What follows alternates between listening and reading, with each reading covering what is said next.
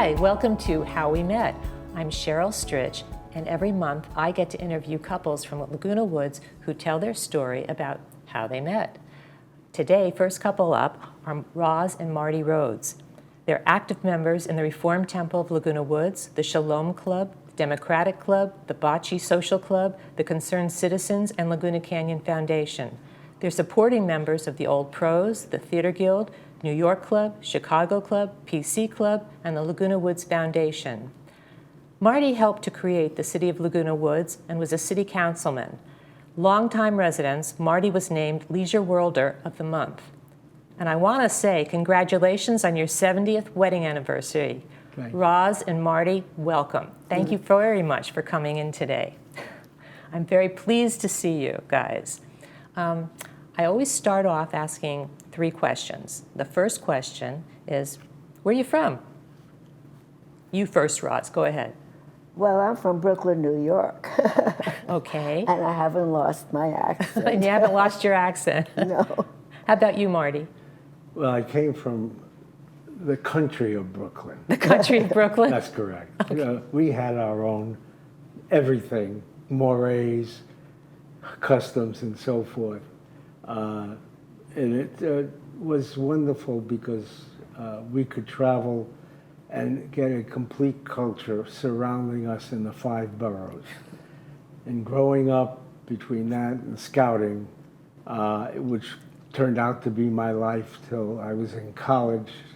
So I became a troop organizer because I didn't have time to be a scoutmaster or assistant scoutmaster. Before I ask the next question, did you become an Eagle?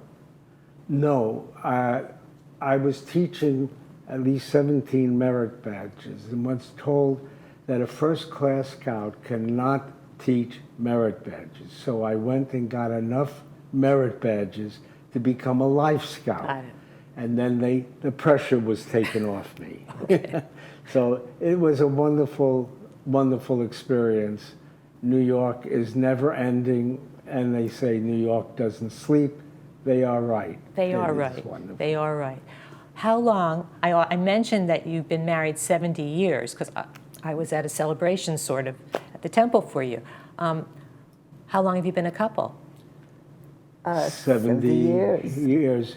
Less than 6 months between the time we met and the time we married, and we saw each other 4 times in that 6-month period. Wait, we'll get to that. Oh, sorry. We'll get to that. How long have you been in Laguna Woods? 26 and a half years. 26 and a half years. See, you really are long timers here. Yes, we are. But when we came, we were much younger. We all are. All right, let's get to the nitty gritty. How did you meet? Well, we met on a blind date. And who set you up? My girlfriend was dating at the time his frat brother. Marty had a fraternity. And so she was there on New Year's Eve. And Marty was the bartender because he was in service and he got the weekend off for New Year's. And so being he didn't have a date, he became the bartender. And she says, "Boy, do I have a girl for you." Exactly how it happened. Okay. And wait, where were you stationed? Were you stationed in New York? Fort Dix, New Jersey, okay. Basic training. Okay. Oh. So it took $2 on the bus and 10 cents on the subway to get home, and I was broke. So I had to borrow money from my mother to get back to base even, but it was not that bad. Okay, so you met at the fraternity party. No. No, she set up a blind date for us the next day. Okay. And she called me, "I made a blind date for you, and we were all going out." Oh, so it was a group. It was a group. The 4 of us. Okay. I says, "Okay." I says, "I don't want to go on a blind date." She says, "Well, we already made it, and you got to go." And my mother says, "Don't be stupid. You're gonna go. You don't do that to she made that, you're gonna go. You never know." So I went. And when I came home, I says, "Mom, that's the guy I'm going to marry." "You don't want to go with him, and now you're going to marry him? What are you, crazy?" So I says, "Mom, I'm going to marry that guy. I really, really like him. Okay, where did you go on this blind date? Well, we went to see Little Boy Lost. At the Brooklyn At Paramount. Yes, and then we went out for ice cream. There was a Jan's out on the island. It was very well known for the best ice cream on the island, and a lot of the younger people, well, as older, I guess, went. Okay. But you needed a car to get out there because they didn't have transportation. So Marty borrowed his brother-in-law's brand new car. And when he picked me up, we had all the old neighbors talking. She's going out in a car, a brand new car, because nobody had cars in New York at that time. They used the trolleys and the buses and stuff like that. Anyway, we went out, and when I came home, my mother was always, when I went on a date, she always had milk and cookies, and she wanted to sit and listen to all the things that went on.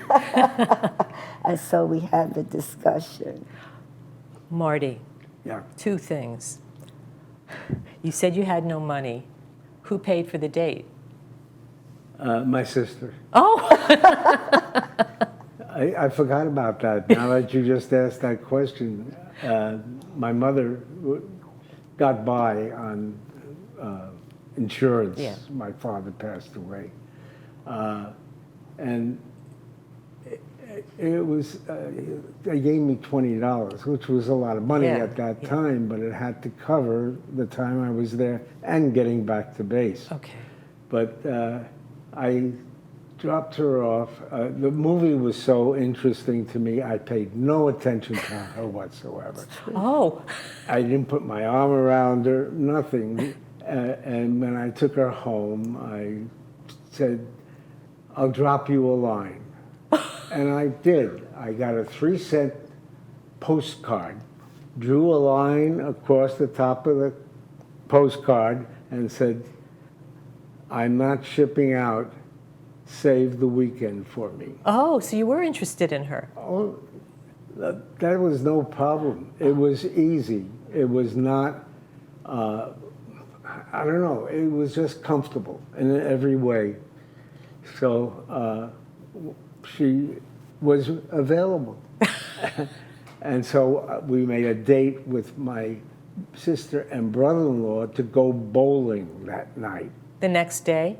The weekend. Okay, the next week. Okay. And my sister says, I'm 7 years older than my brother. We've never done anything socially together. Something's up. So we went bowling, and in essence, they gave approval. And you picked Roz up in the new car again? Yeah. Yeah. Well, they were in it. I wasn't driving. Right. But it just turned out to be a wonderful experience. And then later on, because of being sent to Fort Pickett, New Jersey, Virginia, excuse me, Fort Pickett, to medical training for the military. Her sister lived in Newport News, Virginia, right across the bay from Norfolk. And we arranged to meet at her sister's house. Her mother thought she was safe going there with her sister, who we only saw once. We never saw the brother-in-law. And we had a most wonderful 3 days together before I had to go back. So by phone, our romance, that was the entire romance after that. So wait a minute. By phone, that's long-distance phone calls? Yeah. Always. Or letters, you know. Okay. And letters. And, okay, so this went on for, how often did you get to see each Well, other? we met in January 1st. We got engaged February 10th. Oh. I got And he called me in April, the day my middle sister was getting married. And so I told her. Make arrangement at his temple for June. I says, Marty, my mother right now is running around like a chicken without a head for my sister that's getting married tonight. And you want me to tell her we're getting married? He says, yeah. So I says, well, I will tell my mom that you want to get married, but it's not going to be right now because, you know, my mother is busy with my sister's wedding. Right.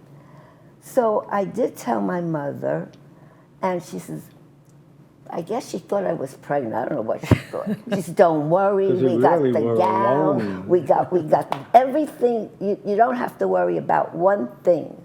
I don't know what she was talking about because I did wear my sister's wedding gown, which was made. Hold on a second. Hold on a second. We have a picture that in the studio we're not seeing it. It will show up. But we have a picture of you proposing to Roz. When was that? Was that in February? Well, no, I'm trying to remember. Sometime between January and February. Okay. On Eastern Parkway, which is a very beautiful wide street and with walkways and seats. Right. And I just thought it was an apropos place. It was around the corner from my home. So was this before you called Roz at your sister's wedding to tell her that you were getting married in June? Yes. Oh, okay. yeah. So you had already proposed. I can't remember all that's the fine. sequence. Yeah, he of gave me time. his fraternity pin. Okay. But my mother said, you need a ring. So I says, Mom, we can't afford a ring. You need a ring. A fraternity pin doesn't work for me. So I told Marty, and my mother-in-law, God bless her, she says, Roz, you can have my 2.5 carat diamond. I says, Mom, that is what your husband gave to you. And you can still wear it and enjoy it. So she says, I'll tell you what you can do if you don't want to take that. My mother-in-law gave me a diamond necklace. We're going to take the biggest stones and make a ring for you, an engagement ring, which she did. And that made your mother happy? That made my mother very happy. So I just got the 2-minute warning that we're going to have to close. But the story can go on forever. But I do have to say that you told me that you got your sister's gown, but it had to be taken in a little. Yes. Because she was bigger than you. A little bit bigger. That whole gown was made specifically. We picked out. I went with her, and we picked out the fabrics and everything. And you saw the picture. Yeah, of it's that. gorgeous gown. I had a gorgeous. And you were gorgeous in the. Thank you. Anyway, guys, thanks so much for coming on. I love your story. Thank you. Take care. The second chapter is even better. So we should all be so happy. And the passing or closing word I have to say is marriage is 2 individuals. They should never only be a couple. We have our personalities, we have our gripes, we have our anger, we have our happiness. Let the partner express it. When it's over, and the relationship goes on better than it was ever before. Thank you.